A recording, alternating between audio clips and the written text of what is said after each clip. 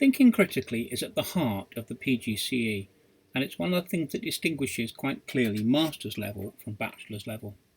So what does that mean?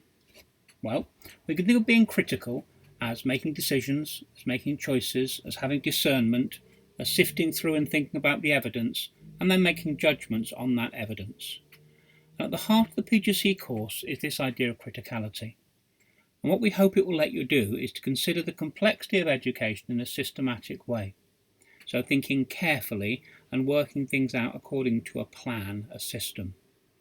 This will provide you with a foundation for your postgraduate study, and hopefully at some point in the future you'll want to carry on and continue your masters. This criticality is essential for that. This course will introduce you to current issues in education, both locally, in and around your own school and the group of schools, but also hopefully expand that out to globally, thinking what we can learn from countries such as China, or Finland, or the US, or South Africa, or New Zealand, or across Europe, a range of places, and seeing if those things can be transferred to our own learning situation. It'll help you develop a greater understanding of those issues and explore them in preparation for your teaching career.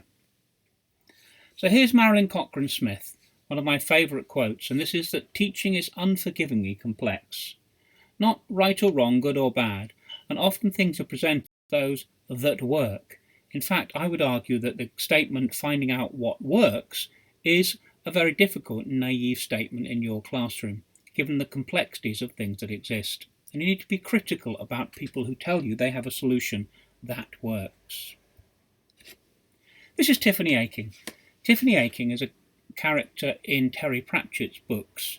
3 or 4 of those books introduced Tiffany, and she had these thoughts. Her second thoughts were defined as you can see here, the thoughts you think about the way you think. So when you think about an issue, you might have a first thought about that in your classroom, seeing someone cope with behaviour management, or plan a lesson, or teach a particular bit of knowledge, or just knowing some things. Your second thought should be starting to try and dig below that surface. We can think of criticality in many ways, like the layers of an onion, peeling away the ideas that we have until we can find out deeper or more meaningful truths, or at least be aware of the ideas that we're discussing and the discourse, the underpinning way of thinking about that goes on. An example of this is an old Hindu proverb, the proverb of the 7 men, or the 6 men in this case, and the elephant.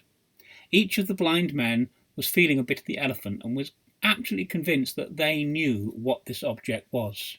The man feeling the trunk said, "It's a rope."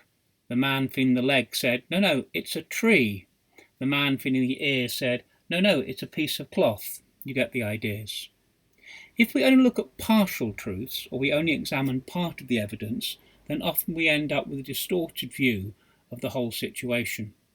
So we need to be asking questions critically about the research, but also about things we encounter. Who are the children? What is their background? What previous knowledge do they have? What is the learning situation?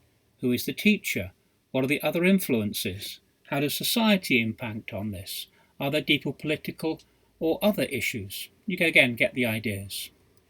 So here's one simple idea. I watched the class teacher silence the class, and on reflection thought this was the way I should have behaved, and resolved to do it this time. What are your own first, second or third thoughts around this? And what do you think the literature might say about the way that teachers silence a class? Is that desirable? Is it not desirable? Is it different in different subject areas and different disciplines? Is it different for different teachers? Does relationships matter? You see the kind of questions that we can answer, and these critical questions will help us dig down into the truth of the matter, although even that word is subjective and quite difficult. So how do we move from a descriptive type model to a critical model? Well, you can see some of the movements here. So rather than just stating what happened, always a good thing to start with, so the teacher silenced the class, identify the significance of that. Why was it important to silence the class at that point? What techniques did they use? Why was silence itself a useful thing to have? Was there a need for a relationship or an understanding before that? Were there hidden or shared knowledges that helped the teacher and the class to work out what was going on? Again, if you go down this list, you can see the kind of things that help you move from a descriptive to a more critical approach. But on the course, we don't just want you to be critical in terms of the analysis of individual ideas or theories or practices. We all want to be critically reflective about your own personal ideas and approaches. So not just looking about the significance, but the personal significance.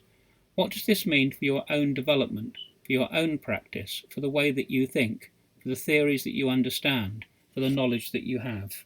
Those kind of ideas would develop and think about the practices.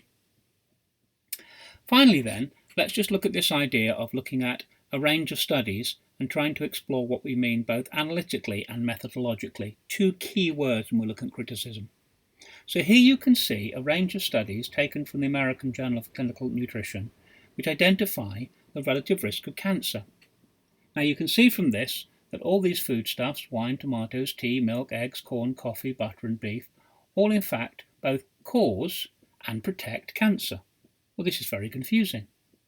However, if we apply analytical criticism, in other words, we look first at the range of studies and the balance of the evidence, we can see that wine, in fact, protects against cancer more than it causes cancer with the range of studies. So, good news perhaps if you're a wine drinker.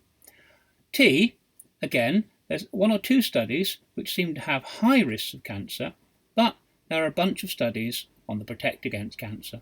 We might start to ask about those individual studies, which we'll come back to. Milk, again, seems to balance more towards protect.